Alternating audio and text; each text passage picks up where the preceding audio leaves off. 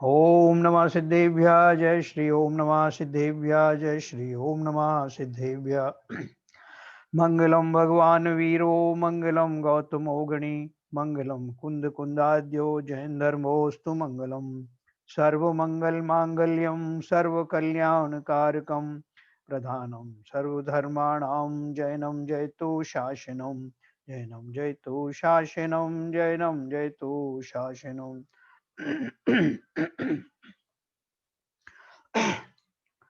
तो कल अपन ने जो पढ़ा था उच्च गोत्र कर्म नीच गोत्र कर्म पढ़े थे। फिर अंतराय कर्म अपन ने पढ़ा था। अंतराय कर्म के 5 भेद थे। दानांतराय कर्म, जिससे दान ना हो पाए उसे दानांतराय कर्म कहते हैं। लाभांतराय कर्म, जिसके कारण से लाभ ना हो पाए। भोगांतराय से, जिस कर्म के वजह से भोग की वांछा करने के बाद भी भोग नहीं कर पाता। उपभोगांतराय में, जिस कर्म के वजह से जीव उपभोग की वस्तुओं की इच्छा करते हुए भी उपभोग नहीं कर सके। वीर्यांतराय कर्म में, जिस कर्म के वजह से जीव किसी कार्य को करने की सामर्थ्य होते हुए भी उस सामर्थ्य को प्रकट नहीं कर सके और अनुत्साहित रहे। जैसे हम सबका कई बार हमारे जो हमको मन में होता है कि मैं भी जो हूँ अपना धर्म ध्यान आदि करूं और वो सम्यक दर्शन प्राप्त करूं, तो ऐसी उत्कट इच्छा होते हुए भी, ऐसा सामर्थ्य भी है, लेकिन हम नहीं कर पाते। हमें उतनी रुचि या उतना तीव्र उत्साह नहीं आता जितना उन जीवों को आया जिन्होंने सम्यक दर्शन प्राप्त किया। तो ये वीरांतराय कर्म हमारे अंदर होते हुए फुल फ्लैश, लेकिन इस कर्म के उदय के कारण वो प्रकट नहीं हो पा रहा। अब देखिए, इन्होंने एक कैटेगरी बनाई है विपाक की दृष्टि से कर्म प्रकृतियों के भेद, पेज नंबर 270।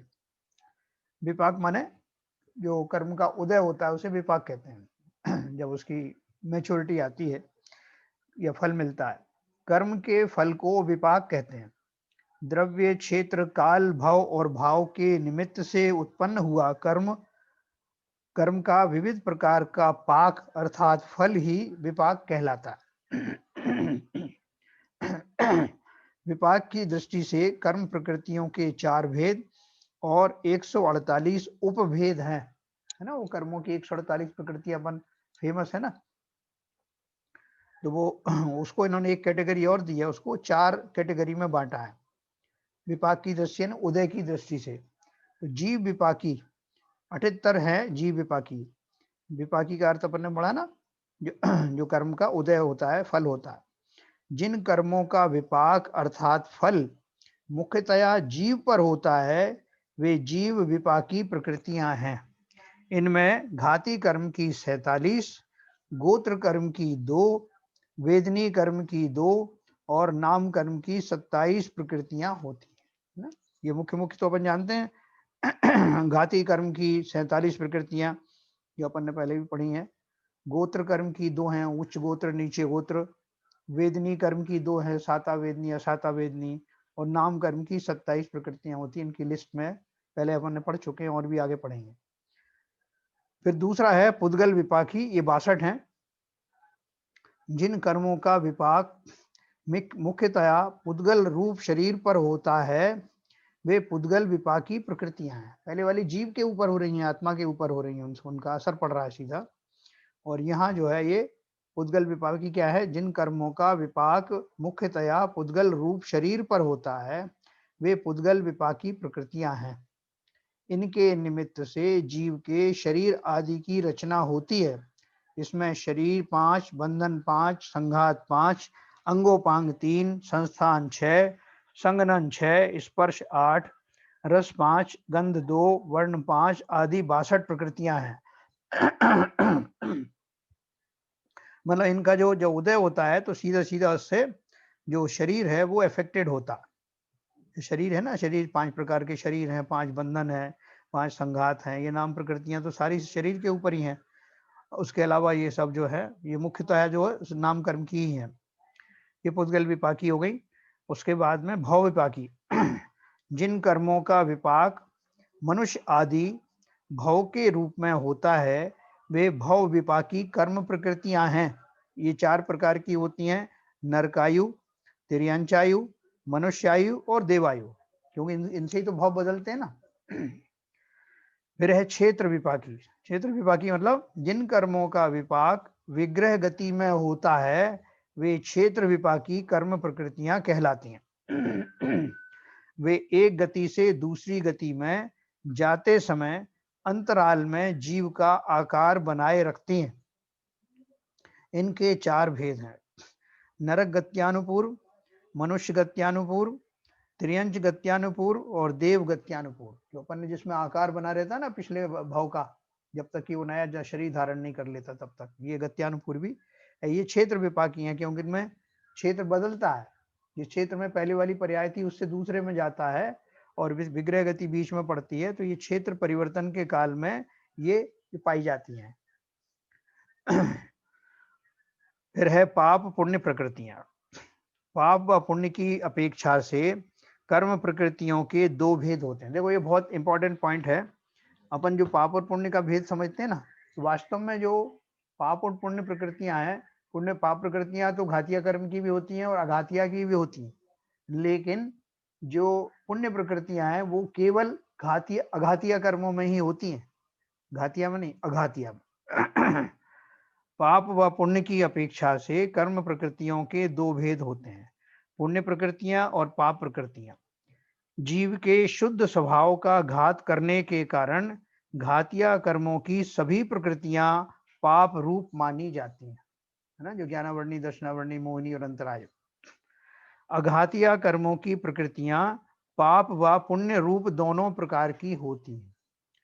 पुण्य प्रकृतियों का फल इष्ट शरीर, इष्ट आयु और इष्ट भोगों आदि का संयोग होना है, और पाप प्रकृतियों का फल अनिष्ट शरीर, अनिष्ट आयु और अनिष्ट भोगों आदि का संयोग होना है। ये अपन को बहुत अच्छे से समझना है कि वो अपन बोलते हैं ना पुण्य कमाओ पुण्य कमाओ।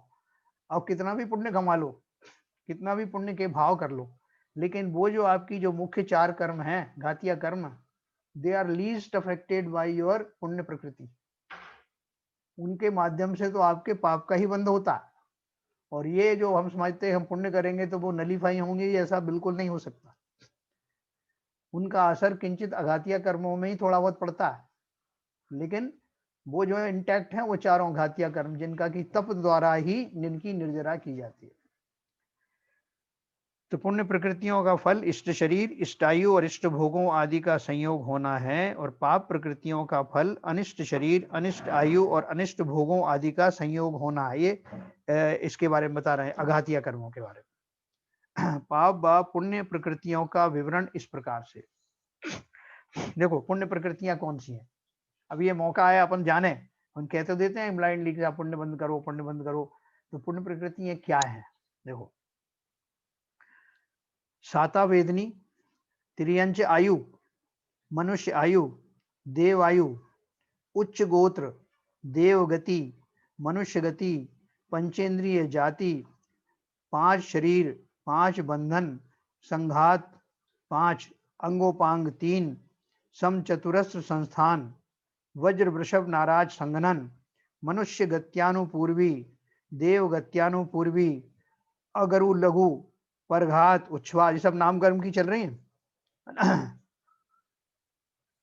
मनुष्य गत्यानुपूर्वी, देव गत्यानुपूर्वी, अगुरु लघु, परघात, उच्छ्वास, आतप, उद्योत, प्रशस्त विहायो गति, त्रस, बादर, पर्याप्ति, प्रत्येक शरीर, सुभग, शुभ, सुस्वर, स्थिर, आदेय, यशः कीर्ति, यशः कीर्ति, निर्माण और तीर्थंकरत्व आदि 48 पुण्य प्रकृतियां हैं, है ना। ये सारी प्रकृतियां कौन सी हैं, नाम कर्म की। और उसमें ऊपर वाली जो है वो साता वेदनी, असाता वेदनी कर्म की हो गई, और त्रियंचायु मनुष्यायु ये आयु कर्म की हुई, ठीक है ना। उसके अलावा जो बाकी सब जो है मेनली उसकी नाम कर्म की है। स्पर्श की 8, हाँ, तीर्थंकर प्रकृति समस्त प्रकृतियों में सर्वोत्कृष्ट शुभ प्रकृति है। शुभ प्रकृतियां जो ऊपर की बताई उनमें भी एक शुभ प्रकृति तीर्थंकर नाम कर्म की भी अपन ने पढ़ा था। स्पर्श की 8, रस की 5, गंध की 2 और वर्ण की 5, कुल 20 प्रकृतियां जब शुभ रूप हों तो वे पुण्य प्रकृतियां हैं, और इस प्रकार पुण्य प्रकृतियों की संख्या 48 + 20 68 हो जाती है ना। ये 20 प्रकृतियां ये हो गई और 48 ऊपर बताई, ये मिला करके 68 जो है वो पुण्य प्रकृतियां हुई। फिर है पाप प्रकृतियां। शेष बची हुई 80 प्रकृतियां पाप प्रकृतियां हैं।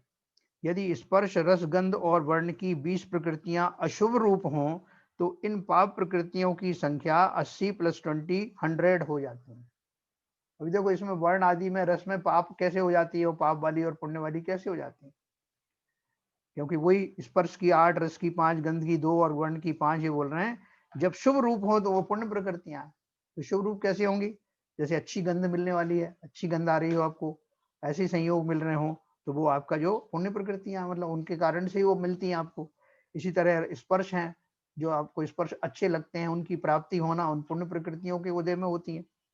इसी तरह वर्ण के हैं, जिन रंग को आप रंग आपको पसंद है, श्वेत नीला, और आपको सब जगह लाल दिख रहा है, मतलब आपकी इच्छा के विरुद्ध हो रहा हो, तो वो सब जो है वो वही वही पाप प्रकृतियों में कन्वर्ट हो जाती है। अपन कहने लगते हैं पता नहीं मैंने कौन से कर्म किए थे, मुझे तो ये लाल लाल ही सब दिखाई पड़ता है ना, या मैं उन्हें भेद नहीं कर पाऊं। तो इस तरह से वही के वही जो विषय है वही पुण्य बन जाती, पुण्य प्रकृतियां बन जाती हैं, वही पाप प्रकृतियां बन जाती हैं अशुभ के उदय से, है ना। वो कैसे बनती है अपन डिस्कस करेंगे। तो इस तरह से पुण्य प्रकृतियां 68 हो गई और पाप प्रकृतियां 100 हो गई। अब इसमें ये जो 20 प्रकृतियां हैं ये कॉमन है दोनों में। तो कर्म की विविध पाप प्रकृतियां कितनी हो गई, इस तरह 100 हो गई, और वो 20 जो है कॉमन है मिला करके, और उधर 20 उसको जोड़ दो तो 68 हो जाती हैं। तो 68 पुण्य प्रकृतियां और पाप प्रकृतियों की संख्या ज्यादा हो गई, 100 हो गई। अभी हम थोड़ा सा और पढ़ेंगे फिर अपन अनम्यूट करेंगे। तो इस तरह से ये पुण्य प्रकृतियां पाप प्रकृतियां अपन ने पढ़ी, और अब मैं पढ़ूंगा कर्म की विविध अवस्थाएं। देखो ये भी बहुत इंपॉर्टेंट है। अपन कर्म की बात करते हैं, साहब कर्म का बंद हो गया, कर्म उदय में आ गया, कर्म की उदीर्णा हो गई, तो ये सब क्या है। कर्म की 10 अवस्थाएं होती हैं, 10। कैसी, कर्मों का बंध और उदय एक सतत क्रिया है जो प्रतिक्षण होती रहती है, मतलब बंध भी प्रतिक्षण हो रहा है और उदय भी प्रतिक्षण हो रहा है। किंतु जैसा कर्म बंधा है वैसा ही उदय में आवे यह आवश्यक नहीं है। बंध किसी और रूप में होता है और उदय किसी अन्य रूप में हो सकता है ना। बांधा तो पुण्य था और बदल जाए वो पाप में, या बांधा तो पाप में था और शुभ भाव ऐसे तीव्र हुए कि वो उसका सारा मटेरियल बदल के पुण्य प्रकृतियों में कन्वर्ट हो जाए, ये हम कर सकते हैं। बंध किसी और रूप में होता है और उदय किसी अन्य रूप में हो सकता है, क्योंकि कर्म बंध के पश्चात उसके फल भोगने तक कर्मों की दशाओं में बहुत कुछ परिवर्तन संभव है। देखो हम बार बार कहते हैं ना कि जो जीव को तुरंत फल मिलना चाहिए, फलाने आदमी ने भी ऐसा ऐसा कहा, ऐसा किया, उसको तुरंत जो है पर्चा मिलना चाहिए। तो तुरंत अगर मिल जाए तो उसने अगर भावावेश में कोई क्षणिक बात कह दी तो फिर इस तरह हमें कर्मों का जो है उदय निरंतर फटाफट मिलने लगेगा। सोच विचार करने का हमारा कोई उसमें महत्व ही नहीं रह जाएगा। अपन कहते हैं अपनी गलती मानो भाई, अपना जो है अपना अवलोकन करो, है ना, चिंतन करो अपना। तो अपन को इतना समय मिलना चाहिए ना कि अगर मैंने कुछ गलत बात मेरे मुंह से निकल गई है कर्मोदय के कारण, तो मैं उस पर विचार करके उसमें अपना करेक्शन कर सकूं। इसलिए वो कर्म तुरंत जो है उदय में नहीं आते, और खास तौर से जो बड़े कर्म होते हैं जो ज्यादा समय तक हमें फल देने वाले, उनके लिए हमें समय भी ज्यादा मिलता है उसको उदय में आने से पहले, उनका आबादा काल और ज्यादा पड़ता है, लंबा। तो इसलिए देखो बहुत ये कर्म सिद्धांत बहुत हमारे काम का है। कर्म बंध के पश्चात उसके फल भोगने तक कर्मों की दशाओं में बहुत कुछ परिवर्तन संभव है। यह सब जीव की आंतरिक पवित्रता व पुरुषार्थ पर निर्भर है। जीव के शुभ अशुभ भावों के आश्रय होने से कर्मों की होने वाली इन दशाओं या अवस्थाओं को जैन आगम में 10 करण कहते हैं। 10 करण मतलब कर्मों की ये 10 कारण होते हैं जिनके कारण की वो कर्मों की जो जैसी अवस्था है उसके बारे में अब वैसा कहा जाता है। वो क्या है 10 करण। कर्म सिद्धांत में बंध, उदय, सत्व आदि जो 10 मूल अधिकार हैं, उन्हें 10 करण यानी अवस्था कहते हैं। कर्मों की विभिन्न अवस्थाओं का चित्रण करने वाले 10 करणों का विवरण इस प्रकार से। पहला, बंध। कर्म के परमाणुओं का आत्मा के साथ एक में हो जाना बंध है। इस अवस्था के पश्चात ही अन्य अवस्थाएं होती हैं। देखो हमारा कहां से शुरुआत हो रही कहानी, बंध से, है ना। आश्रम तक तो हमने नहीं पढ़ा, क्योंकि आश्रम तो अभी वो आने की प्रक्रिया चल रही है उनकी कर्मों की। अब वो मेरे साथ एक में एक हो गए, वहां से अब मुझे क्या करना है, तो वहीं से तो मुझे असर मिलना है उनका। तो कर्म के परमाणुओं का आत्मा के साथ एक में एक हो जाना बंध है। इस अवस्था के पश्चात ही अन्य अवस्थाएं होती हैं। अब क्या करें, बंद हो गया। दूसरा है सत्व यानी सत्ता। सत्व का सामान्य अर्थ अस्तित्व है।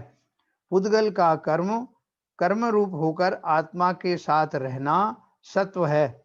आत्मा में कर्म बंधने के बाद जब तक वे उदय में आकर झड़ नहीं जाते हैं, तब तक उस कर्म की सत्ता बनी रहती है, और यही सत्व कहलाता है।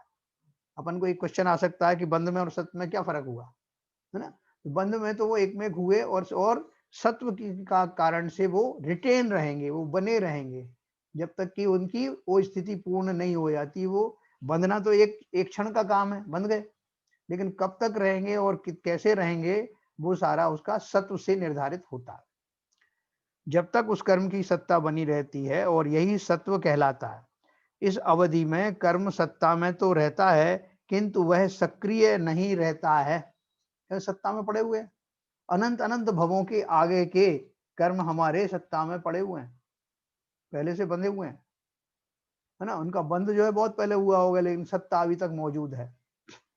जैसे शराब पीने के तुरंत पश्चात नशा नहीं होकर कुछ समय पश्चात होता है, अर्थात नशे की सत्ता तो है, मगर वह सक्रिय कुछ समय पश्चात होता है।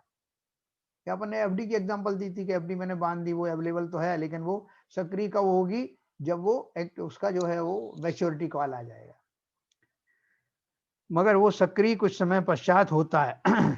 उसी प्रकार कर्म सत्ता में बने तो रहते हैं, मगर फल बाद में उदय काल आने पर देते हैं। अभी इसमें अपन ने सत्ता में ये मान लिया, सत्य में, कि बीच में कुछ भी हेर फेर नहीं हुई, तो जैसे बंधे हुए थे वैसे सत्ता में पड़े हुए हैं। ये दूसरी स्टेज में हुआ। अब तीसरा, उदय। जब कर्म अपना फल देना शुरू कर देता है, तो वह उदय कहलाता है। फल देने के पश्चात वह कर्म आत्मा से पृथक हो जाता है, और पुनः सामान्य कार्मण वर्गणा रूप हो जाता है। पहले मेरे भावों का निमित्त पा करके आश्रम में हमने देखा था, आश्रम तत्व में, कि वो मेरे आत्मा के नजदीक आते हैं, वो कर्माण वर्गणा है। कर्माण वर्गणा मेरे भावों से निमित्त से बनता है। वैसे साधारण परमाणु था, वो साधारण परमाणु था, लेकिन ऐसी योग्यता वाला परमाणु था जो कि कर्मों में कन्वर्ट किया जा सके, और कौन से भाव से कन्वर्ट होगा ये उसकी योग्यता के हिसाब से था। तो वो कर्म अब जब सत्ता में आ गए थे, तो अगर वो सत्ता से जब बाहर निकलेंगे तो डीएक्टिवेट हो जाएंगे, पुनः से फिर से उसी फॉर्म में चले जाएंगे, साधारण परमाणु बन जाएंगे, और पुनः सामान्य कर्मण परगणा रूप हो जाता है। कर्म बंधता तो एक समय में है, किंतु वह फल अनेक समयों में देता है। जैसे आम के पेड़ पर लगे सभी फल एक साथ नहीं पककर अलग अलग दिनों में पकते हैं, उसी प्रकार से कर्म बंधते एक समय में है, लेकिन एक समय में बंधने वाले अलग अलग अलग कर्म भी हो सकते हैं। एक ही समय में मैं 8 जाति के कर्म बांध सकता हूँ, है ना, वो बनते ही रहते हैं, लेकिन उनका फल जो है वो डिपेंड करेगा कि किसका जो है स्थिति कितनी है, आबादा काल उसमें कितना है, उसका जो फल का अनुभाग, फल देने की शक्ति कितनी है, और कौन सी टाइप का है। ये 4 प्रकार से निर्णय होने के बाद में फिर उनका जो उदय आता है, हर काल में उदय आता है ना, तरह तरह के उदय आते हैं। कभी ने देखा कि हमें बहुत सारी चीजें खुशी की एक साथ मिल गई, जैसे राजा चक्र इनको हुआ था ना, भरत चक्रवर्ती को, कि चक्र रत्न उत्पन्न हुआ, उधर उनके पुत्र रत्न उत्पन्न हुआ, उधर उनके पिताजी को भरत उनको आदिनाथ भगवान को केवल ज्ञान हुआ। इतनी खुशी एक साथ हुई। तो कई बार हमको एक साथ बहुत सारी खुशियां मिलती हैं तरह तरह की, कई बार कुछ खुशियां होती हैं, कुछ दुख के प्रकरण भी आते हैं। तो इस तरह की अवस्थाएं होती हैं, लेकिन बांधे गए कर्म जो है हो सकता है एक समय में ही बांधे हों, लेकिन उदय अलग अलग काल में हो सकता है। जैसे तो वो कह रहे हैं कर्म बंधता तो एक समय में है, किंतु वह फल अनेक समयों में देता है। जैसे आम के पेड़ पर लगे सभी फल एक साथ नहीं पककर अलग अलग दिनों में पकते हैं। और दूसरी बात अपन ने एक और पढ़ी थी कि जैसे मैंने 70 कोड़ा कोड़ी सागर का सागर वर्ष का जो है मोहिनी कर्म का बंध किया, तो जब उदय में आएंगे उसमें आवादा काल के बाद में 7000 वर्ष बाद जब वो आएंगे उदय में शुरू होंगे, तो वो कई कई भवों तक फल देते रहेंगे और उनका कभी तीव्र आएगा कभी हल्का आएगा, आता रहेगा ऐसा। फिर आबादा काल देखें, ये उदय हो गया। आबादा काल किसे कहते हैं? कर्म बंद होने के तुरंत पश्चात उदय में नहीं आते, अपितु कुछ अवधि बाद परिपक्व होकर उदय में आते हैं। अतः जितनी अवधि तक कर्म उदय या उदीर्णा के योग्य नहीं होता है, उस अवधि को आबाधा काल कहते हैं, है ना। जब तक वो उदय में ना आए, वो जो पीरियड है बीच का, उसको आबादा काल कहते हैं। ये हमारे 7 कर्मों के अंदर में पड़ता है। और जैसे मैंने आपको बताया कि जितना बड़ी स्थिति वाला कर्म होगा उतना लंबा आबादा काल भी मिलता है कि आप सुधर जाओ, आपको टाइम बहुत दिया जा रहा है। और उसके विपरीत कुछ कर्म ऐसे होते हैं जो अंतर मुहूर्त में ही उदय में आ जाते हैं, ऐसे भी होते हैं, कुछ साल 2 साल में आ जाते हैं, तो वो डिपेंड करता है। तो साल 2 साल का जो पीरियड हुआ वो क्या हुआ? आबादा काल हुआ। कल अपन ने ये भी पढ़ा था कि जो आयु जो होता है, आयु का आबादा काल क्या है? तो अपन ने वो भी पढ़ा था कि मान लो मैंने 60 साल की उम्र में एक आयु कर्म बांधा अगले भाव का, अब वो कब उदय में आएगा? जितनी मेरी शेष आयु है निकलने के बाद में अगली आयु मिलेगी। तो ये जो 60 साल के बाद मान लो 90 साल तक जिया, तो ये 30 साल का जो पीरियड है वो आबादा काल है उस नए आयु कर्म का उदय होने के लिए, ऐसा। अब देखो ये आबादा काल हो गया, उदय हमने पढ़ लिया। उदीर्णा, उदीर्णा क्या होती है? उदय नारायण जन साहब पूछ रहे थे। परिपक्व अवस्था से पूर्व ही कर्मों का उदय में लाना उदीर्णा है। अभी उदय चल रहा है किसी कर्म का, तो वही कर्म चल रहा था उदीर्णा में, और बाकी के जो कर्म के निषेध थे वो अभी पीछे खड़े हुए थे। जैसे कर्म का उदय हुआ, अभी जैसे मान लो अपन उसकी बात कर रहे थे, कोई सातावेदनी कर्म की बात करें तो, या असातावेदनी कर्म की बात करो, उसमें जो अब कर्म का उदय चल रहा है, तो मुझे थोड़ा सा मुझे कष्ट हो रहा है किसी किसी चीजों से, और वो जो निरंतर हो रहा है, थोड़ा थोड़ी देर लगातार 6 महीने तक हो रहा है। अगर कोई ज्ञानी है, कोई तपस्वी व्यक्ति है, तो उसने अपनी ऐसी तपस्या की कि वो जो 6 महीने बाद या 4 महीने बाद जो आने वाले कर्म थे, 2 महीने के तो निकल गए मान लो, अभी 4 महीने के बाकी हैं, तपस्या के द्वारा उनको खिरा करके उनमें ऐसा परिवर्तन लाया जा सकता है कि वो 4 महीने के कर्म अभी आ जाएं उदय में। तो कई बार उनको लगता है कि अचानक से मुसीबत बढ़ गई। ज्ञानियों के ऊपर बहुत होता है ऐसा, अपन कहते हैं कि ये तो बताओ किस बात के ज्ञानी है, इनके ऊपर कितनी मुसीबतें टूट पड़ी। तो वो टूट नहीं पड़ी, ज्ञानियों ने बुलाया कि आओ, उनको समय से पहले चली जाओ। तो ऐसे उनके भावों के द्वारा वो आते हैं कर्म उदय में, जो उदय में पहले ही चल रहा था उसमें आके वो ज्वाइन कर लेते हैं, और वो समय से पहले आकर के खिर जाते हैं ना। तो उसको उदीर्णा कहते हैं। अपक्व यानी न पके हुए कर्मों को पकाना, अर्थात पूर्वबद्ध कर्मों का तप आदि विशेष कारणों से आबादा काल के पूर्व ही उदय में आ जाना उदीर्णा है ना। अब उनके आबादा काल के पहले ही बोल रहे हैं, विशेष कारणों से आबादा काल के पूर्व में ही आकर के जो मुनि योग तपस्या करते हैं, वो क्या होता है, बहुत सारे कर्म पड़े हुए हैं जो अभी उदयावली में भी नहीं आए, लेकिन सत्व उपस्थित है उनका है, तो वो उनकी तपस्या आदि के कारण कर्म के ढेरों, पहाड़ के पहाड़ जो कभी भविष्य में आते, उनकी निर्जरा हो जाती है, उदीर्णा हो जाती। तो इस तरह से ये उदीर्णा होता है। अब है उत्कर्षण। उत्कर्षण का अर्थ है बढ़ना। पूर्वबद्ध कर्मों की स्थिति यानी काल, मर्यादा और अनुभाग यानी फलदान शक्ति के बढ़ने को उत्कर्षण कहते हैं, है ना।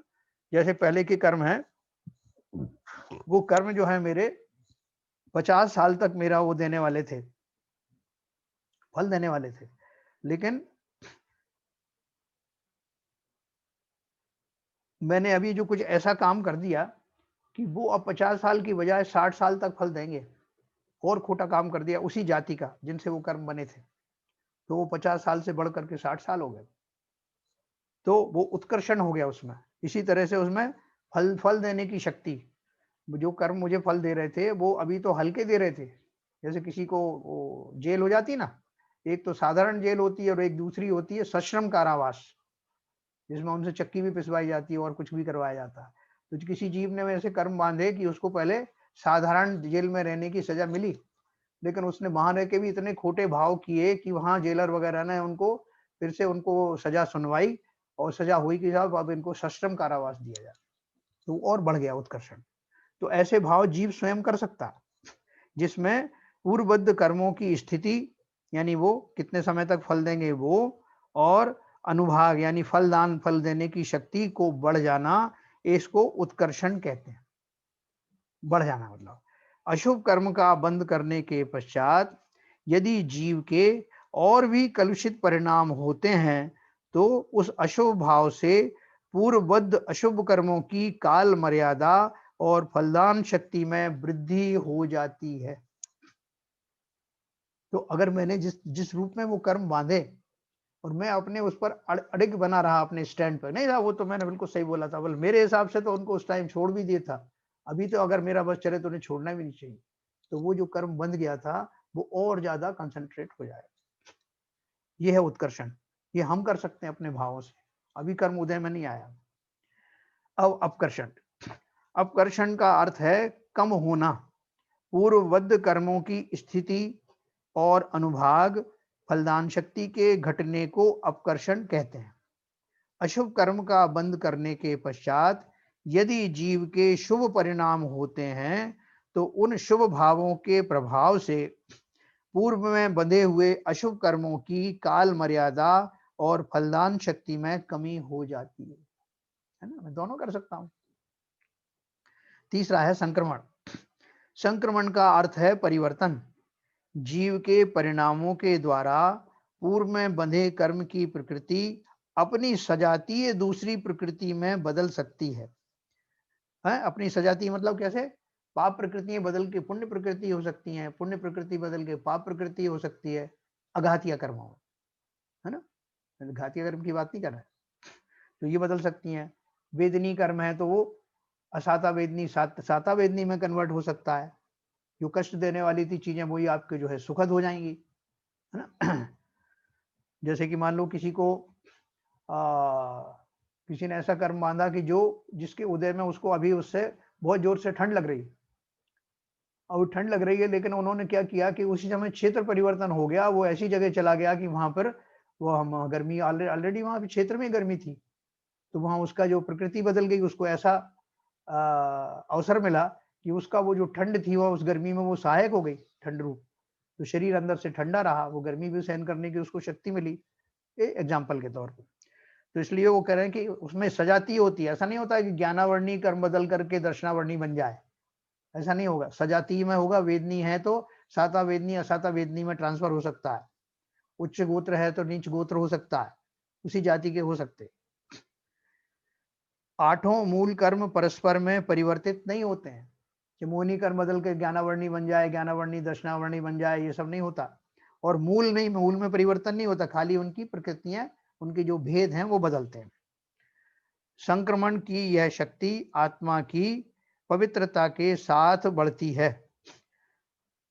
आत्मा जितनी पवित्र होती है उसमें संक्रमण शक्ति उतनी ही अधिक होती है। जो अपन बोलते हैं ना कि जो कोई बाबा बैठे हुए हैं, अपने महाराज बैठे हुए हैं, तपस्या कर रहे हैं, तो उनकी इतनी आत्मा पवित्र हो गई होती है कि उनके इस तरह का संक्रमण तो चुटकियों का खेल है।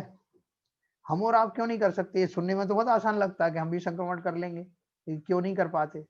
इतने कर्म क्यों भोग रहे हैं, इतनी वेदनाएं क्यों भोग रहे हैं? क्योंकि हमने अपने आप को उतना उस लायक अभी बनाया ही नहीं है कि मेरे ऐसे उत्कृष्ट भाव हों और मैं पूर्व संचित कर्मों में उथल पुथल कर सकूं। कुछ अंश में हम लोग कर लेते हैं, कर भी पाते हैं, लेकिन बहुत ज्यादा करने के लिए हमें वैसी सामर्थ्य जुटानी पड़ेगी। अगला है उपशम। उपशम का अर्थ होता है दबा देना। उदय में आने वाले कर्मों को कुछ समय के लिए दबा देना उपशम है। इससे इसमें कर्मों की सत्ता समाप्त नहीं होती है, मात्र काल विशेष के लिए कर्म राख में दबी अग्नि के समान निष्क्रिय होकर सत्ता में बना रहता है। उपशम केवल मोहिनी कर्म का होता है। देखो अपन ने अभी पढ़ा था ना, हमें जब सम्यक दर्शन होगा पहली बार तो कौन सा होगा? प्रथमोपशम, औपशमिक सम्यक होगा। औपशमिक सम्यक में क्या होता है कि जिन प्रकृतियों के उदय में बने रहने के कारण मुझे वो सम्यक प्राप्त नहीं हो रहा है, वो मोहिनी कर्म की जो प्रकृतियां हैं, वो प्रकृतियां जब तक उदय में है, तीन प्रकृतियां हमने पढ़ी थी ना, मिथ्यात्व, सम्यक मिथ्यात्व और सम्यक प्रकृति, ये तीन प्रकृतियां जो है ना, तो जब तक वो प्रकृतियां बराबर सत्ता में बनी हुई हैं, मोहिनी कर्म बना हुआ है, तब तक जीव को सम्यक्त नहीं होता। तो कैसे सम्यक्त हो? तो जब पहली बार होता है तो वो जीव अपने, कुछ सीरीज हैं जो अपन ने पढ़ी पहले और आगे पढ़ने वाले हैं, ऐसे जब भाव करता है तो वो उनका जो उदय में आने वाली ये तीन प्रकृतियां हैं वो थोड़े समय के लिए रुक जाती, और आने वाली आगामी जो हैं वो अभी आ नहीं पाती। जो उदय में चल रही थी वो रुक गई, आगे आने वाली थी वो भी रुक गई, बीच में एक गैप पड़ जाता है।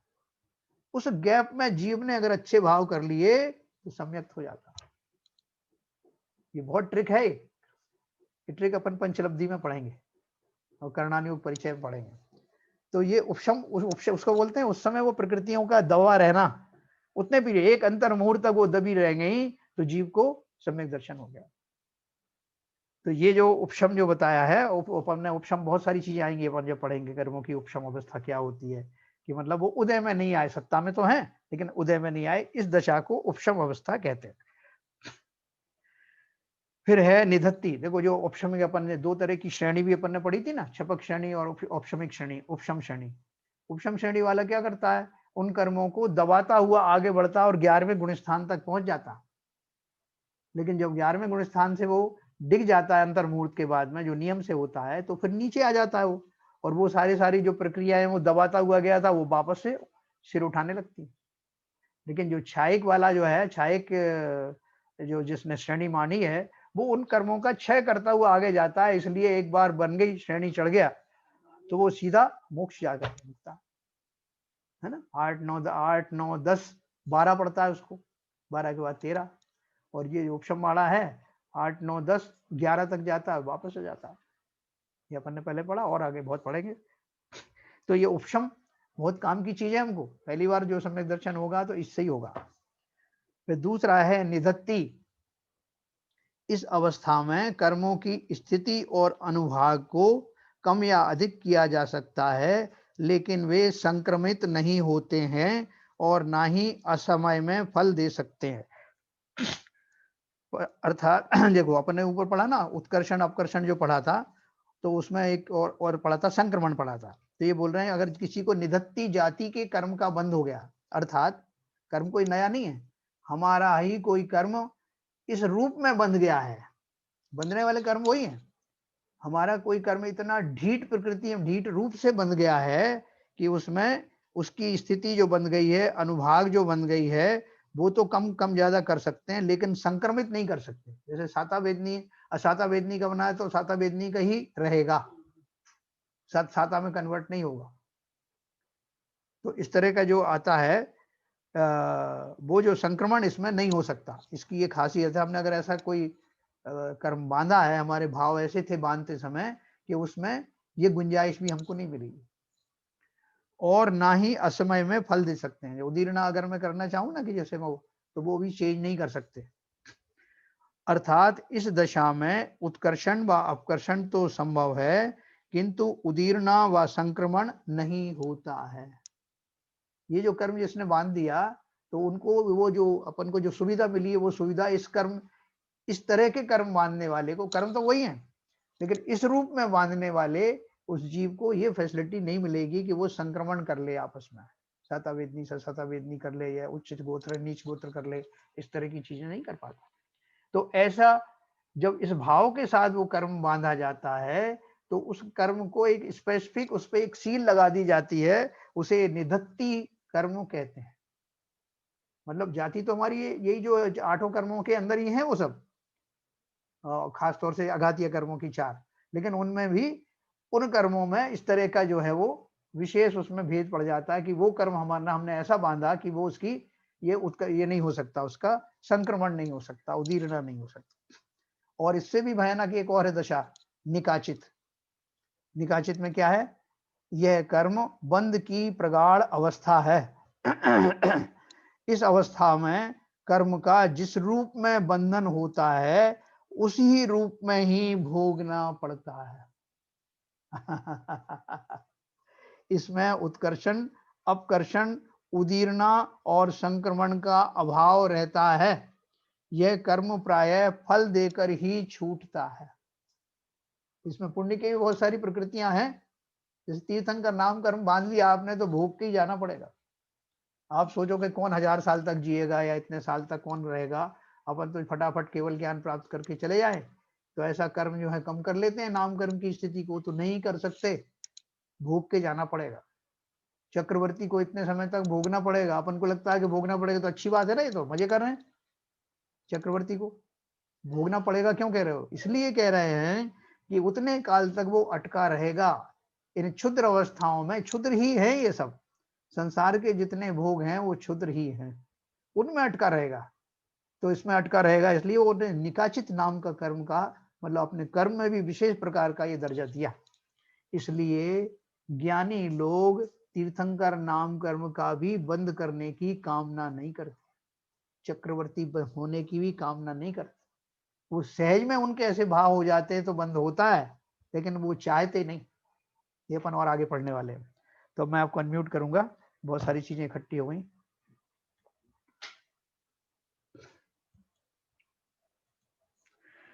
हाँ साहब। जैन साहब जी, ये आपने उत्कर्षण अपकर्षण में जो स्थिति बताई जी, उसमें मेरा एक डाउट है। हाँ, हाँ, डाउट पूछिए। क्या मतलब, मैं जो समझ रहा हूँ वो ये है हाँ, कि एक उत्कर्षण की स्थिति ले लीजिए। हाँ, आपने जो कर्म बांधे हाँ, और कर्म बगड़ाएं आपके आत्मा से चिपटी हुई हैं, बराबर।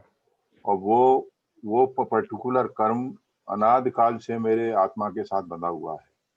हाँ, और उसमें उस पीरियड में दोबारा इंसिडेंट हुआ, तीसरा इंसिडेंट हुआ, हाँ, तो वो आपके उसी बार कोड के भाव बने हाँ, और उस भाव से उसी तरह के कर्म बंधे बराबर। और वो जाके चिपक गए। हाँ, तो वो उसका मतलब वो उसका उत्कर्षण कहलाता है। नहीं, ये उत्कर्षण नहीं है। देखो उत्कर्षण किसका है, जैसे आपके अभी 2 साल पहले हाँ कोई कर्म बंधा आपका, जी 2 साल पहले वो कर्म बंधा आपका कि आपको अगले 5 साल के बाद, 2 साल पहले आपने बांध लिया कि 5 साल के बाद में आपको इतने इतने धन की प्राप्ति होगी। जी सर। अभी आपको मालूम मिल गया कि 5 लाख रुपए की प्राप्ति होगी 5 साल बाद। ये आपने ऐसा कर्म बांधा था 2 साल पहले, तो अभी भी उसके उदय होने में 3 साल बाकी है। जी सर। और 3 साल पूरा होने के पहले आपने और भी उसी जाति के कुछ ऐसे कर्म किए जो वो पहले कर्म बांधा था, जिसके फलस्वरूप आपको 5 लाख रुपए मिलने वाले थे।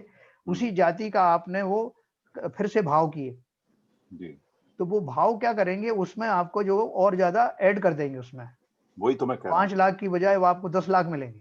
वही मैं कह रहा हूँ, उसी हाँ, को उत्कर्षण कहते हैं ना। रीइंफोर्स हो जाएगा वो आपका। हाँ, हाँ वही मैं कह रहा हूँ, हाँ, मेरा बिल्कुल। सवाल वही था। जी, और ये स्थिति उत्कर्षण और अपकर्षण हाँ, दोनों में ही लागू होगी, हाँ, हमारे पॉजिटिव या नेगेटिव जैसे भाव बिल्कुल, होंगे। बिल्कुल, बिल्कुल, बिल्कुल, बिल्कुल। Yes. हाँ, सर इसमें जो जो डिस्क्रिप्शन में जैसा आपने बताया, डिस्क्रिप्शन में लेकिन केवल अशुभ भाव के लिए लिखा है, शुभ भाव के बारे में नहीं इंडिकेट किया है। किसमें? इसमें जो इन्होंने एक्सप्लेन किया उत्कर्षण में, हाँ, हाँ, हाँ, मतलब अशुभ भाव को लेके किया एक्चुअली, हाँ, हाँ, पर ये अशुभ और शुभ दोनों के लिए एप्लीकेबल होगा, आप ऐसा कह रहे हैं? हाँ, देखो ये दोनों पे एप्लीकेबल है बिल्कुल 100%, लेकिन वो क्या दोनों में अपन को अच्छा लगता है में ना। उत्कर्षण अपकर्षण दोनों में अशुभ भाव को लेके किया उसने। हाँ, हाँ, वो इसलिए किया कि अपन को अच्छा लगता है ना कि हमारे अशुभ जो है वो कन्वर्ट हो जाए अच्छे में। इतना लालच कौन अशुभ चाहेगा तो कि और अच्छे अशुभ खासे। हो जाए, जैसे मान लो अशुभ कोई बंद किया है जी, और अभी उनका उदय नहीं हुआ, आबादा हाँ। काल ही चल रहा है और हाँ। बीच में कुछ और ऐसे भाव बने और अशुभ। हाँ। तो जब तो ये उसका पहले वाले का उदय आएगा हाँ। तो फिर वो पूरी शक्ति से और बड़ी शक्ति से वो उदय में आएगा। हाँ, और ज्यादा समय तक आएगा, स्थिति भी ज्यादा बदल समय गई वही उसकी, बिल्कुल बिल्कुल। वही मेरा डाउट था एलपीएस साहब, हाँ, जो आप हाँ। कह रहे हैं। लेकिन शुभ अच्छा, काल ये इसमें जो आपका- परिपक्वता का मतलब क्या है? इसमें जो लिखा है, इसमें आपने बोला कि आबादा काल का अपन तो कुछ अवधि बाद परिपक्व होकर उदय हो। परिपक्व में मतलब मैच्योरिटी मैच्योरिटी हम्म? उदीर्णा की बात कर रहे हैं आप, आबादा काल की? नहीं, आबादा काल में जो परिपक्व शब्द का इस्तेमाल किया है, हाँ, मतलब मैच्योरिटी आएगी ना आबादा काल के बाद में। आप मैच्योरिटी इस सेंस में कह रहे हैं कि नहीं, आपको उदय के मैच्योरिटी का लायक तो हो मतलब गए। उदय आना। एक्चुअली हाँ। मैच्योरिटी का तो जैसे जब उदय आ रहा है, आया है, हाँ। तो पर जैसे मान लीजिए कोई कर्म बंध गया हाँ। और अभी आबादा काल चल रहा है, हाँ मान लीजिए साल भर का आबादा काल है और उसके बाद 1 साल बाद उदय में आ रहा है, जी। तो जो कर्म बंधे हैं वो तो वैसे ही रहेंगे। उसमें परिपक्व तो क्या मतलब कुछ जैसे फल पक जाता है ऐसा कुछ ना पक रहा है वो। नहीं, पकने का अर्थ वही, जैसे अपन में अपना एफडी करते हैं कि नहीं, तो हाँ, उसकी जैसे वो मैच्योरिटी आती तब उदय में आता है। एफडी में क्या हो रहा है कि इंटरेस्ट से बढ़ रहा है हर साल, हर 6 महीने बाद, या अगर मान लो कंपाउंड इंटरेस्ट क्वार्टरली है, 6 मंथली है, नहीं देखो, तो ऐसे ऐसे बढ़ता जाएगा वो एक्चुअली। अपन एग्जाम्पल को उतना ही समझो जितने जिसके लिए वो एग्जाम्पल दी जाती है, उसको उतना ही कन्फाइन रखो, तो आपको भ्रम नहीं पड़ेगा। उसमें इंटरेस्ट की जोड़ने की बात मत करो। नहीं, मतलब परिपक्वता से मतलब हो रहा है कि जैसे उसका जो कर्म बंध गए, हाँ। उनमें फर्दर कुछ मॉडिफिकेशन आ रहा है। नहीं, परिपक्व का मतलब मैच्योर होना। मैच्योर होने का अर्थ क्या है? मैच्योर मतलब उतने पीरियड के बाद आपकी एफडी मिल जाएगी आपको। यहाँ उन्होंने परिपक्वता का शब्द नहीं। इसलिए इस्तेमाल किया। नहीं, मैच्योर ऐसा- किया तो मतलब आबादा काल है, मैच्योरिटी मतलब आबादा काल। नहीं, मैच्योरिटी हाँ। आबादा काल खत्म होने के बाद में जब वो उदय के लिए काल है तैयार वही तो होते हैं। मैच्योरिटी पीरियड है ना सर। सपोज थोड़ा गलत ले रहे हैं आप, जैसे एसके जैन साहब कह रहे हैं ना, एग्जाम्पल को उतना ही लीजिए सर। और पक्व होने का मतलब फल देने का टाइम जब टाइम आएगा, आ गया, जब वो फल देने का टाइम आ गया, बस देखिए, फल देने इतना का ही जो है। टाइम आएगा, एलके जैन साहब, दो जी। चीजें हैं। एक तो आबादा काल है, छोड़ के आप बढ़ा देते दूसरा हैं, आबादा काल मैच्योरिटी के बाद फिर वो कितने काल तक रहेगा, वो स्थिति काल, है। क्षेत्र और स्थान, स्थिति, वो उसके बाद शुरू होगी। कितने काल तक आपको फल देने वाला है वो हाँ। उसके बाद शुरू होगा। ये आबादा काल तो केवल उसकी मैच्योरिटी जब होगी, हाँ, कितने समय के हाँ, बाद गैप उसको उदय में हाँ, आना है, वो टाइम तत्ता गैप फल रहता मिलेगा। है, टाइम गैप होता है, Yes. उसको आबादा काल कहते हैं। जी। और सर देखो, मैं क्वेश्चन के रूप में पूछ सकता हूँ कुछ? हाँ बोलिए बोलिए।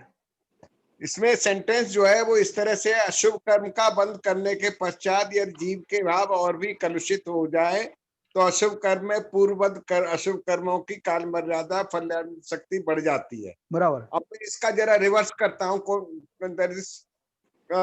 जो दूसरा है कॉन्ट्रास्टिंग है। हाँ। यदि शुभ कर्म, माइंड बाई वर्ड्स, शुभ हाँ। कर्मों का बंद करने के बाद हाँ। जीव के भाव और भी अच्छे हो जाए, पवित्र हो जाए, हाँ। तो पूर्ववत शुभ कर्मों की काल मर्यादा फलान्वित यानी पुण्य प्रकृतियों में वृद्धि हो जाती है। हाँ, बिल्कुल This सही is है। true. 100%। It is Yes, true, yes. True.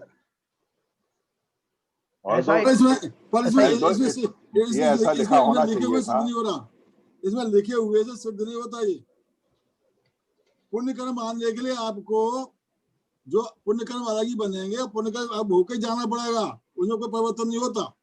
नहीं, पुण्य कर्म जो बनेंगे वो आपको भोग के ही जाने पड़ेंगे। वो नहीं कह रहे बाबूजी, उसको बढ़ाने की बात कर भोगने रहे की हैं। बात नहीं कर रहे हैं। उत्कर्षण, अपकर्षण उसका मैंने कोई पुण्य प्रकृति बांधी बाबूजी, प्रकृतियों में उपकर्षण अपकर्षण नहीं होता है। नहीं, सभी में नहीं होता है ऐसा। कुछ होती है ऐसी जो आपको फल दे के नहीं, इसमें जो लिखा, जाती है। इसमें लिखा है वो दोनों का मैंने पढ़ा, उत्कर्षण अपकर्षण, दोनों के पढ़ने से ये साफ जाहिर हो रहा है कि पुण्य प्रकृतियों में ये एप्लीकेबल नहीं है। नहीं, ऐसा नहीं है। ऐसा ही है। देखो, वही तो सर मैं पूछ रहा था ना कि शुभ अशुभ दोनों के लिए एप्लीकेबल है, दोनों के लिए एप्लीकेबल है। इसमें नहीं लिखा होगा वाले। देखिए साहब, काउंटर पार्ट ट्रू है कि नहीं? आप बिल्कुल ट्रू है। मेरे ख्याल से तो नहीं होना चाहिए। अरे क्यों नहीं? देखिए नहीं, उसे कारण क्या है कि शुभ प्रकृतियां जो होती हैं, पुण्य प्रकृतियां जो होती हैं, और अशुभ प्रकृतियों में अलग है। अशुभ प्रकृतियों में आप अच्छा काम करोगे तो वो उसमें उत्कर्षण अपकर्षण हो जाता है। और पुण्य प्रकृतियों को तो आपने एक बार अगर भोग लिया, आपने बांध लिया, तो वो आपको भोग के ही जानी पड़ेंगी। नहीं, भोग के जाने की बात नहीं कर रहे हैं, बात कर रहे हैं वो उसमें बढ़ोतरी हो सकती है कि नहीं हो सकती। अरे वो अलग बनाएंगे, फिर अलग अलग से, फिर वो उनका अलग अलग बढ़ाइए का।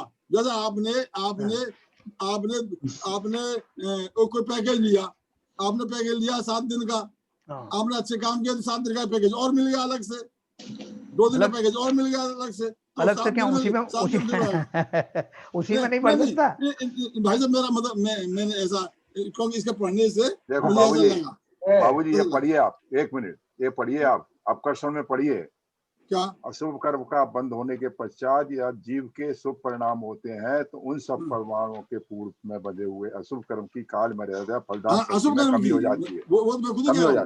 तो वो एक मिनट सर, इसी तरह से ऑल्डो स्पेसिफिकली जो एल.के. जैन साहब ने पॉइंट आउट किया और एस.के. जैन साहब ने जवाब दिया, उत्कर्षण के उसमें आर.पी. जैन साहब ने भी यही भाव रखे कि उसी पुण्य कर्म के अगर भाव और बनते हैं और पुण्य कर्म का बंद हुआ है तो वो उनमें आपका उत्कर्षण हो सकता है, उसमें उत्कर्षण हो सकता है, उसी प्रकृति का वो है।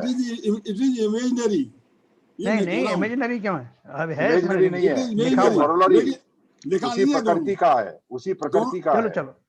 चलिए हो सकता है मेरी समझ में गलत आया हो। चलो ये जैसे बाबूजी कह रहे हैं ना, हाँ मेरे को भी ऐसी ही कुछ एक भीनी सी याद है कि शुभ कर्मों की प्रकृति और पुण्य कर्मों में ऐसा उत्कर्षण नहीं होता है। ऐसा आप जरा वेरीफाई करिए सर। हो सकता है मेरी गलती हो सकता है मेरी। चलो आप सेकंड ओपिनियन देते हैं। पढ़ाए सर ये सेकंड ओपिनियन। चलो बहन जी से पूछ लो। बहन जी बताइए, उत्कर्षण अपकर्षण शुभ प्रकृतियों में भी होता है कि नहीं होता?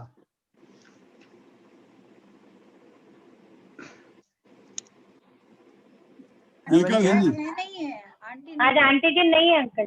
अच्छा अब कल पूछ लेंगे, चलो कोई बात नहीं। ऐसा कोई नहीं, ऐसा कोई प्रश्न इशू नहीं है और कोई बात भी नहीं है। नहीं बात कर वो ये मान लेते हैं, लेकिन मेरे को जरा थोड़ा सा मेरा एक क्वेश्चन है इसमें। हाँ बोलिए।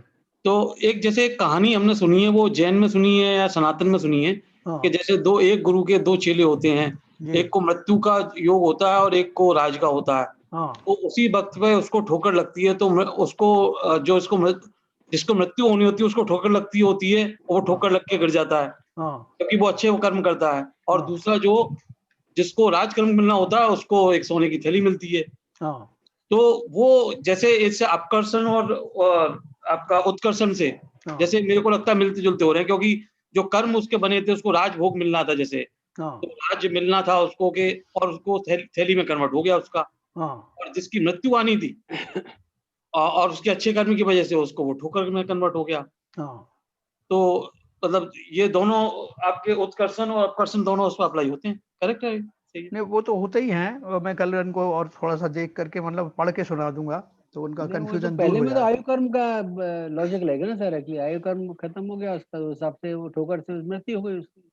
हाँ पहले एग्जाम्पल में तो ठोकर का जो आप बता रहे हो आयु कर्म के हिसाब से होगा, उसमें आपका बच गया, वो मौत से बच गया, ठोकर लग के चोट लग के ही उसका अपकर्षण हो गया। एग्जैक्टली ये वो कह रहे हैं SLN जी, ये नहीं कह रहे हैं मर गया, वो ये कह रहे हैं आयुबंध तो चेंज नहीं हो सकता ना। नहीं वो मैं आपको कल बता दूंगा, इसमें पूरा लिखा हुआ। ओके नहीं मुझे ऐसा ध्यान हो रहा है सर, एक बार डिस्कशन पहले भी हुआ है इस चीज पे। ये डिस्कशन हुआ है। नहीं ऐसा नहीं होता, बिल्कुल गलत है, सिद्धांत के अगेंस्ट बात है, एकदम सिद्धांत के अगेंस्ट बात है। मैं कल आपको बताऊंगा। ललित जी का जो क्वेश्चन है वो बोल रहे हैं कि जैसे अपना जैसे 2/3 के बाद में जो गति अपनी वो डिसाइड हो जाता है, तो उसके हिसाब से मृत्यु निश्चित तो नहीं होती है, कम ज्यादा हो सकती है उम्र में, क्योंकि अब उसको 8 बार मिलता है ना चांस, जैसे 2/3 के बाद में। तो ऐसा नहीं है कि भाई मृत्यु हो ही जाएगी, जैसे किसी के उसके बन गए हैं, उसको जो नाम आयु कर्म का हो गया है योग, तो उसको मृत्यु निश्चित मिलेगी ऐसा कोई जरूरी नहीं है। जैसा ललित जी कह रहे हैं ना कि आयु कर्म का इसमें वो लगता है, मृत्यु कम ज्यादा हो सकती है ना, जैसे आपका 2/3 के हिसाब से 3 बार जो होता है ना उसमें, वो तो कम अगले हो भाव के सकती है, लिए ना, ज्यादा नहीं करंट हो भाव में, सकती। वो तो अगले भाव के लिए डिसाइड हो रहा है। हाँ अगले अगले भाव भाव के लिए। करंट भाव के हाँ लिए तो तो हाँ, करंट अगले भाव का भाव की तो बात हो रही है ना, ऑलरेडी जैसे हो यदि चुका है ना। किसी के कर्म कर रहा है, जैसे उसको आज मान के चलो उसको युवा में उसको मृत्यु होनी है, लेकिन उसने कर्म अच्छे करते हुए तो उसको बढ़ भी सकती है, उसकी मतलब उसकी उम्र बढ़ भी सकती है। देखो मैं आपको इसको पूरा एक्सप्लेनेशन कर दे दूंगा। बढ़ने वाला जो कहीं उन्होंने इसलिए नहीं दिया है कि लोगों को उसमें जो है इंटरेस्ट कम आता है, उनको इंटरेस्ट इसमें आता है कि हाँ, अशुभ से जो है शुभ में कैसे संभव बदले, है, तो इसलिए बिल्कुल सही उसी कह के रहे हैं आप। उसी के एग्जाम्पल दिए हैं उन्होंने। लेकिन मैं आपको जो जो ग्रंथ है, जो प्रामाणिक ग्रंथ है, उनमें से पढ़ के सुनाऊंगा। भाई साहब मैं एक बात पूछना चाहता हूँ। जैसे मान लीजिए कोई जीव है, हाँ जीव ने अच्छे कर्म किए बहुत, हाँ उसे देव आयु हो गई, हाँ तो देव वो बन गया।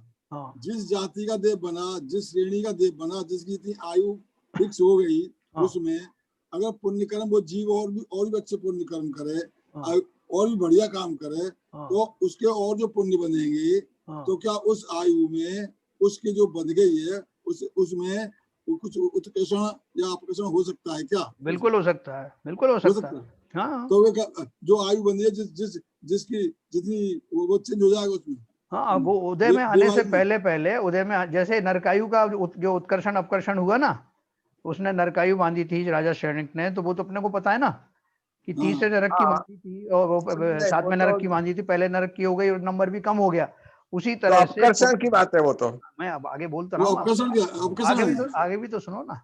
हाँ सर मैंने एक बोलिए। एग्जाम्पल दी है।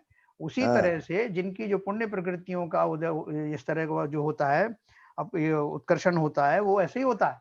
मान लो किसी देव की जो जगन्य आयु होती 10,000 साल की, और उत्कृष्ट आयु जो है 33 सागर तक की भी होती। लेकिन उसी अगर मान लो उसी स्वर्ग की भी बात करें, तो स्वर्ग में भी अलग अलग आयु के लोग होते हैं। आपने किसी व्यक्ति से खुश होकर के सोचा कि उसको 5,000 रुपए का बोनस दिया जाए। अब इस बीच में किसी ने आगे बताया कि साहब इसने तो और भी बहुत अच्छे अच्छे काम किए हैं, तो अपन ने 5,000 से बढ़ा के 10,000 रुपए कर दिए उसके। अभी भाव मेरा 5,000 देने का था, साथ में एक खबर और आ गई कि इसने फलां जगह इतने इतनी और भी काम किया है, कंट्रीब्यूट किया है, तो मैंने 10,000 कर दिया उसका। ऐसा होता है कि नहीं? तो जो प्रैक्टिकली होता है वैसा एक्चुअल में होता है। उसी जाति का जो पुण्य चल रहा है आपका, जिसका बंध हुआ है, उस देवगति का तो देवगति में ही होगा, और नंबर ऑफ ईयर्स ज्यादा पर जुड़ जाएंगे, उसमें आयु बन जाएगी, या जो है उसका जो पटल भी चेंज हो सकता है, ठीक है ना।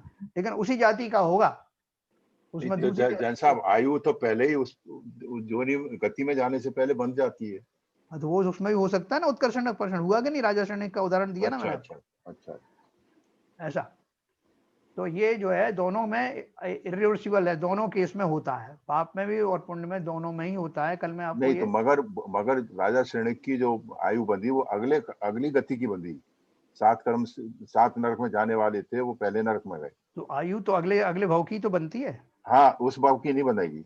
हाँ, अगले भाव की तो उसी की तो बात कर रहे हैं। उस भाव में तो वो ही रहेगी भाई। कर्म उदय में आने से पहले, कर्म का उदय में आने वाला आयु का अगले भाव में।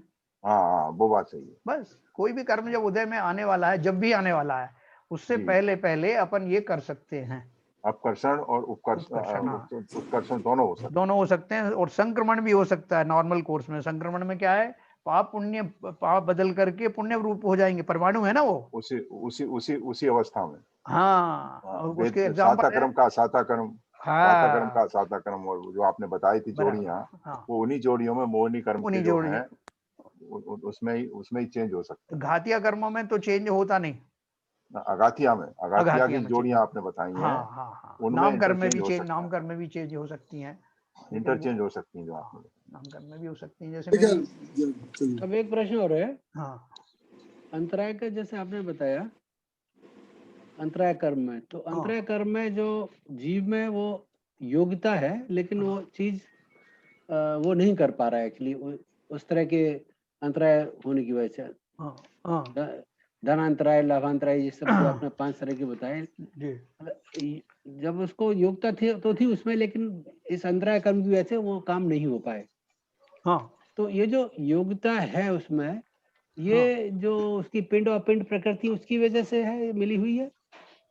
नहीं देखो, अब योग्यता किस कारण से ऐसा, अब जैसे मतलब क्योंकि उसको कोई नाम कर्म की वजह से उसको योग्यता मिली हुई है। हाँ लेकिन ये नया अंतराय कर्म उदय हो गया, जिसकी वजह से वो योग्यता को इस्तेमाल नहीं कर पा रहा। हाँ देखो, जैसे आपको नाम कर्म के हिसाब से आपको मनुष्य का शरीर मिला, ठीक है, और मनुष्य का शरीर में मिला और आपको जो है धन आदि भी जो है पर्याप्त मिले, लेकिन अब आप दान देने का भाव कर रहे हैं और भाव आपको पूरा भाव करके आप गए हैं, लेकिन आपको जब भी जाते हो तो वो पुजारी एक्सेप्ट नहीं करता, या कोई और अड़ंगा आ जाता है, कोई आप वहां तक पहुंच नहीं पाते हो। तो इस तरह की जो बाधाएं आती हैं उसको उन्होंने अंतराय में रखा।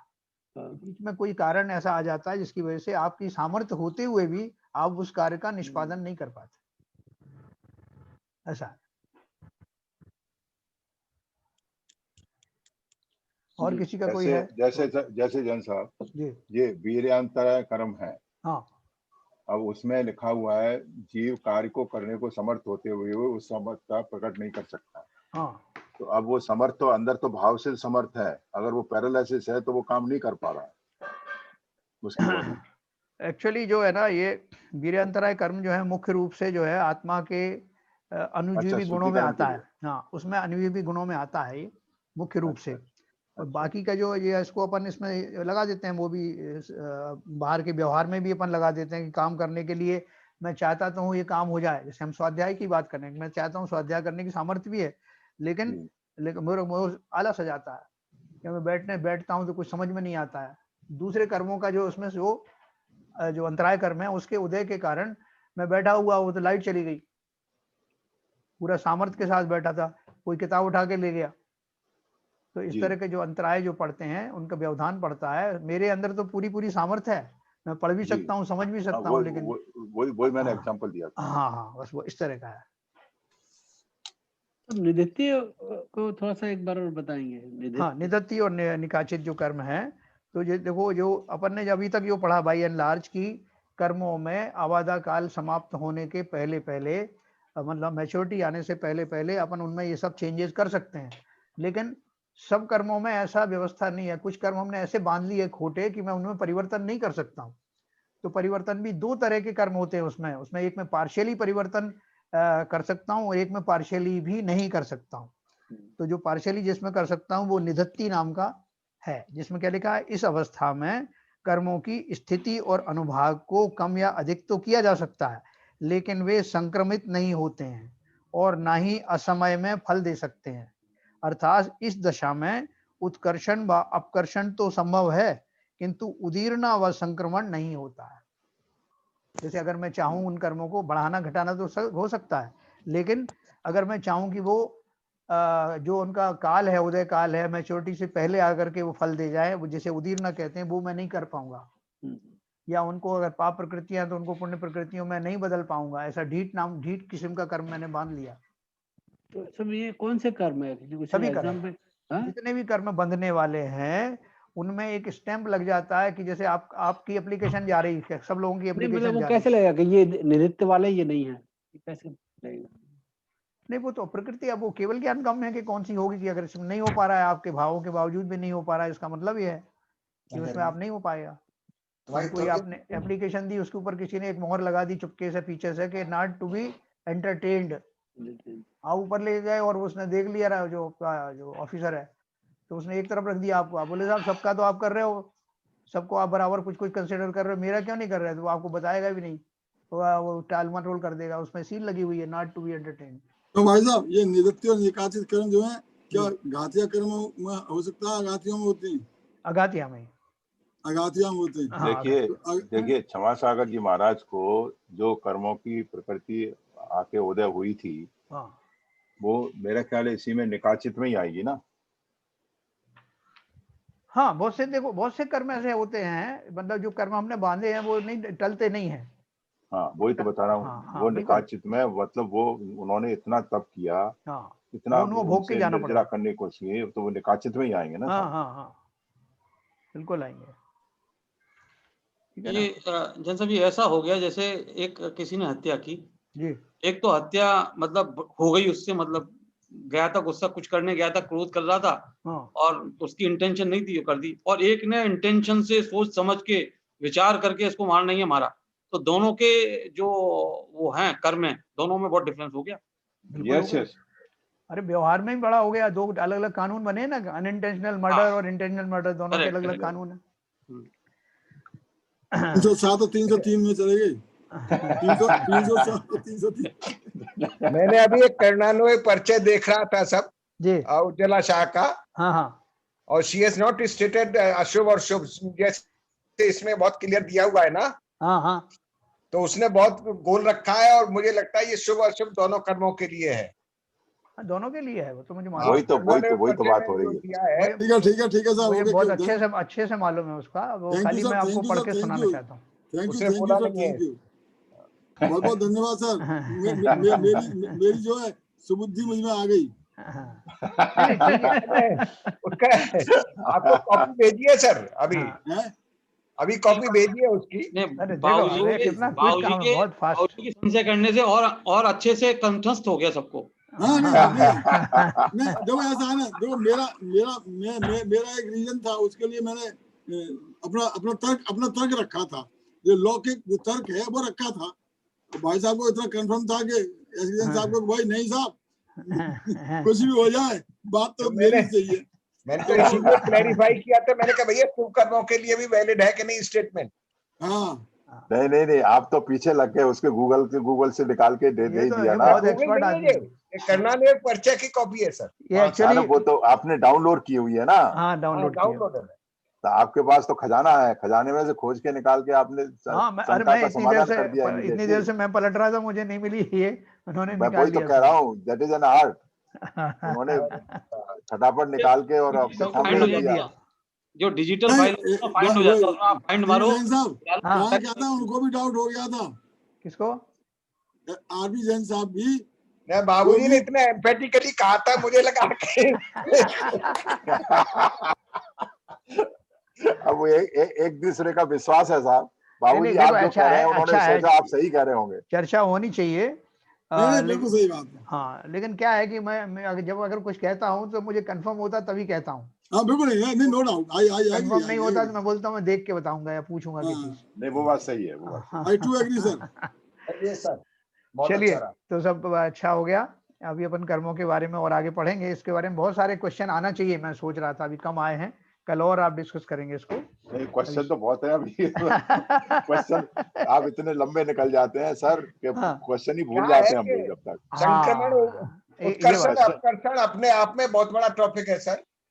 अपन इसके बारे में बहुत सा तो है जिस समय आप बोलते हैं ना, जिस समय आप डिस्कस करते हैं उस समय भाव आते हैं, और इतना वो होने के बाद में हम भूल गए कहाँ क्या पूछना था। यही हमें वही तो मैं कह रहा हूँ बाबूजी कि वो इतने आगे बढ़ जाते हैं, वो क्वेश्चन ही भूल जाते हैं। अभी उसमें बीच में और ब्रेक दे दिया करेंगे अपन, 4-5 पढ़ा उसके बाद वही रिक्वेस्ट है कि थोड़ा स्टेंजा में देंगे तो वो क्वेश्चन लाइव रहेंगे। ब्रेक तो होनी चाहिए। चलो ठीक है, मैं भी कहने वाला था। ओवरराइड हो जाता है। आप अभी 40 मिनट के बाद ब्रेक देते हैं, तो मुझे लगता है 15-20 मिनट के बाद एक ब्रेक। हाँ 15 मिनट के बाद आप ब्रेक दे दें। एक्चुअली बात क्या है कि वो जो टॉपिक होता है तो मैं सोचता हूँ ये पूरा टॉपिक हो जाए। नहीं वो तो बात सही है, मगर वो टॉपिक के भी टुकड़े करके अगर आप ब्रेक देंगे तो अच्छा रहेगा। असली चीज जो मैं एक्चुअली सवाल पूछ रहा है, जीव विपाकी और ये क्षेत्र विपाकी और ये सब जो है पुद्गल विपाकी, उसमें कुछ भी डिस्कशन नहीं हुआ, जो कि बहुत इंपॉर्टेंट सब्जेक्ट था। क्वेश्चन आरपी जैन साहब उसमें क्वेश्चन थे, मगर वो वाइप आउट हो गए, हम आगे निकल गए। नहीं कोई बात नहीं, कल अपन फिर से लेंगे वो टॉपिक। हाँ फिर से ले लीजिए। फिर उसके क्षेत्र में बाकी ये जो है बता रहे हैं आरबी जैन साहब, बहुत इंपॉर्टेंट चीज है वो। हाँ कल अपन फिर से ले लेंगे वो टॉपिक, और आपको थोड़ा ब्रेक देंगे बीच बीच में, तो उसमें आप जो भी क्वेश्चन आए पूछ सकते हैं। ओके, जय जिनेन्द्र साहब सबको। जिनवाणी जिनवाणी। मिथ्यातम नाश वे को ज्ञान के प्रकाश वे को आप पर भास वे को भानु सी बखानी है। छहो द्रव्य जान वे को बंध विधि भान वे को सपर पिछान वे को परम प्रमाणी है। अनुभव बताए वे को जीव के जताए वे को काहू न सताए वे को भवे और आनी है। जहाँ तहाँ तार वे को पार के उतार वे को सुख विस्तार वे को यही जिन वाणी है। हे जिनवाणी भारती तो है जपू दिन रहन, जो तेरी शरण आ गए सो पावे सुख चैन। जिनवाणी के ज्ञान से सूझे लोकालोक, सो वाणी मस्तक नमो सदा देते हैं धूप, सदा देते हैं धूप। जिनवाणी माता की जय।